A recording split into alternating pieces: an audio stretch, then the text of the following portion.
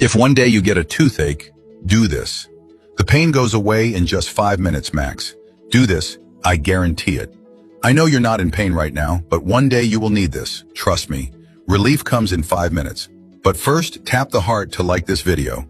Leave your free gift right now, download the video, share it, and follow me. Comment if you know any other method. You've probably done something before for a toothache. Anyone who's had it knows how intense it is. It hurts. It really hurts. Drop your experience in the comments. If it's ever happened to you, here's what to do. There are 2 methods, but I'll show you the best one. It's gotten people out of bed with tooth pain. Take 200 milliliters of water and warm it up. Once warm, add a pinch of salt. Then add 1 tablespoon of hydrogen peroxide, 10 volume. Rinse your mouth with that mix, and then tell me. Your tooth stops hurting instantly.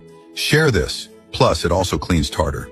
In the next video, I will show you other easy natural recipes. Comment yes if you want to see these and follow for more useful tips.